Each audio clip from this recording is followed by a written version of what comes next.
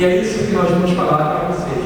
Todos fiquem tranquilos, porque quem me conhece sabe que eu não tenho o dom da palavra, não tenho uma grande mensagem, mas tenho uma breve reflexão. Eu gostaria que ficasse inteiro, porque é breve a reflexão.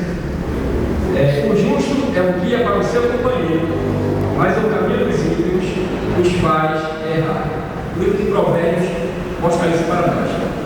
Quero começar dizendo o seguinte: amizade são uma parte importante de nossas vidas, né? E Deus mostrou essa importância de companhia, de companheirismo, desde a criação do primeiro casal. Quando Deus fez Eva, fez um dos motivos de fazer, foi para servir e para estar como companheira, com companhia.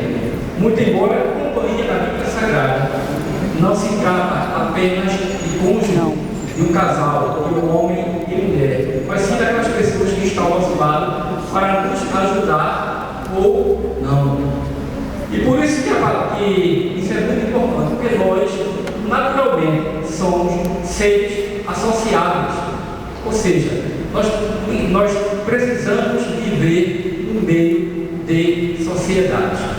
É por isso que nós ingressamos em escolas, é por isso que nós ingressamos em igrejas, é por isso que nós ingressamos em clubes, é por isso que nós estamos em comunidades, porque nós somos naturalmente seres sociáveis. E preocupados com isso, sabendo disso, Deus, através da Bíblia Sagrada, através da sua palavra, ela nos aconselha, nos exorta, nos adverte e nos orienta quanto a estas decisões. Por quê? Se nós observarmos, já que estamos falando de amizade, no livro de Tiago, capítulo 4, versículo 4, vem a primeira advertência para nós, que diz: infiéis, não sabeis que a amizade com o mundo é inimizade com Deus? Portanto, cada um que se faz amigo do mundo constitui-se inimigos de Deus. Tiago falou isso para os cristãos que estavam em Jerusalém. Tiago falou isso para o mundo, falou para a igreja que estava em Jerusalém, dizendo: infiéis, não perceber isso, quem se torna amigo do mundo se torna inimigo de Deus. Mas por que Tiago falou isso? Todos nós somos dotados de desejos, todos nós somos dotados de vontade. E no contexto que Tiago escreveu, ele mostra o seguinte: que naquele desejo, naquele afã de que seu desejo fosse conquistado, naquele afã de alcançar os seus desejos, as pessoas faziam de tudo. As pessoas eram capazes de mentir, tem um ditado que mente rouba, quem mente mata, e as pessoas eram capazes de tudo e de enganar todos, acabavam com a ética, acabavam com tudo, para que seus objetivos fossem alcançados. Se fosse necessário mentir, eles mentiam. Se fosse necessário trapacear, assim eles faziam. O importante era que o seu objetivo, o importante era que o seu desejo fossem alcançados. E isso serve para nós. O que nós fazemos para que nossos desejos sejam alcançados? Para nós, os meios justificam os fins, sim ou não? Se você faz essa coisa, se eu faço isso, se eu minto, se eu passo por cima de tudo e de todos para que o meu objetivo for alcançado, eu estou me fazendo inimigo de Deus, porque eu estou trazendo para mim os valores do mundo. E eu não posso agradar a um e agradar a outro. Para Deus não existe um meio termo. Para Deus, para o mundo espiritual, em cima do muro, não vale. Ou você agrada a um, ou você agrada a outro. Que nós possamos pensar nisso. Outra coisa, no livro de Tiago, capítulo 2, versículo 23, ele traz na nossa memória o seguinte: houve um homem que ele deixou de fazer os seus próprios desejos, deixou de ouvir os homens ao seu redor, deixou de fazer aquilo que parecia ser lógico, deixou um comércio próspero, que era o comércio do seu pai, deixou a sua família para seguir o caminho que Deus lhe mostrara. Quem foi este homem? Este homem foi Abraão. Nós, desde nossa início, desde que nós ingressamos no corpo de Cristo, desde que nós ingressamos na igreja, ou até antes, nós ouvimos falar de Abraão. Abraão foi feito amigo de Deus, porque ele deixou de correr atrás de todas as formas do seu desejo para dizer: Senhor, qual é a tua vontade para a minha vida? Senhor, o que devo fazer para que os meus desejos sejam ou não conquistados? Independente disso, eu quero continuar sendo o teu amigo. A palavra de Deus também nos mostra o seguinte: que algumas pessoas, no contexto que podemos observar isso, fazem de tudo para ser nossos amigos, para ser os nossos companheiros. Afinal de contas, nós somos pessoas associadas. Afinal de contas, nós precisamos de alguém que esteja ao nosso lado. Certo? E sabendo disso, é por isso que a Bíblia nos adverte. No livro de Provérbios, capítulo 1, versículo 10 a 16, tem um convite que é muito interessante. Eu vou dizer com as minhas palavras, mas quem acompanhar esta leitura pode observar. Filho, se alguém te chamar para roubar, se alguém te chamar para matar, se alguém te chamar para derramar sangue inocente, para, através da injustiça, a tua casa se encher de despojo, para que, através da injustiça pregada, através da trapaceada, através da mentira, através do engano, tu seja próspero, tu faz uma só bolsa comigo, não seguis essas coisas. Pelo contrário, dize não a isso. Salmo 1 nos mostra o seguinte: que existe amizade, existe companheirismo, que devem ser totalmente evitados. Bem-aventurado o varão que não anda no caminho dos ímpios, que não se detém no caminho dos pecadores, nem se assenta na roda dos escarnecedores. O que é isso? É evitar, é correr, é fugir. É claro que nós estamos no meio de missões e o Senhor fazia questão de estar entre pecadores, entre publicanos. Assim a Bíblia nos mostra em Lucas capítulo 15, versículo 1. Assim Jesus estava. Jesus estava porque ele era capaz de influenciar as pessoas. Jesus era capaz de mostrar que ele era luz e que ele era sal. Mas se eu, ainda hoje, não tenho estrutura para estar no meio dos pecadores, para estar no meio das pessoas perversas, para estar no meio das pessoas que não têm temor de Deus, não se junte, não se sente, fuja dele. É isso que a palavra de Deus evite. Bem-aventurado você vai ser, se assim você fazer.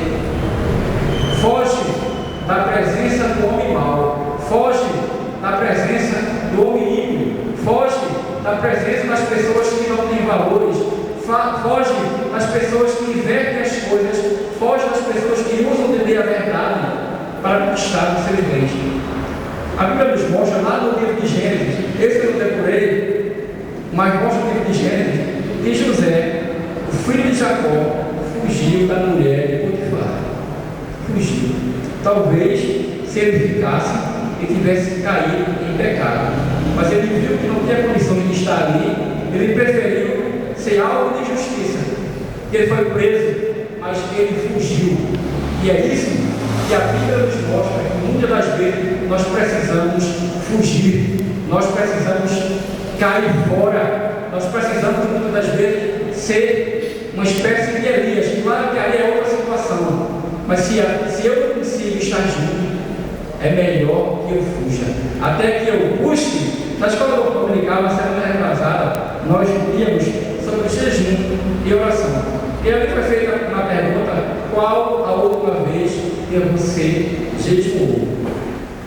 A resposta não foi muito satisfatória, né? E eu até disse que talvez, se há 10, a 15, a 20 anos atrás, se eu perguntasse, se fosse feita a mesma pergunta, talvez todos respondessem. Mas algumas práticas nós começamos a deixar de fazer, deixar de dar valor ao jejum e à oração. Antes de Jesus sair para o seu ministério e influenciar, de fazer missões, ele fez essa prática, jejum e oração. E a partir daí ele estava apto para brilhar no meio do viver de outras pessoas, para brilhar, para assim trazer ânimo. para assim trazer luz.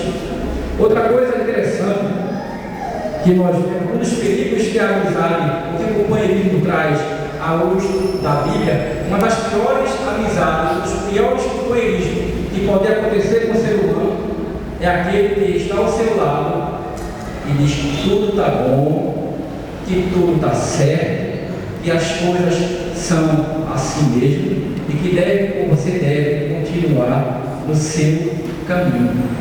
A Bíblia mostra o seguinte, no livro de Eclesiastes, capítulo 7, versículo 5, é melhor ouvir a repreensão do sábio do que ouvir os cânticos, ou as palavras, ou os elogios dos tolos, dos insensatos. É melhor ouvir a repreensão do sábio do que as músicas do povo insensato. Eu quero dizer, amada,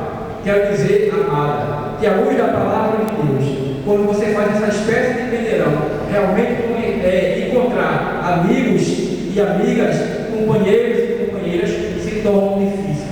Mas existe, dentro da igreja de Deus, existem amigos e existem amigas, existem pessoas que te amam tanto, que independente se vai diferir ou não, chega para você e te chama na grande e diz: você está errado, você precisa reconhecer os seus erros, você precisa ver de onde você caiu, você precisa rever os seus valores.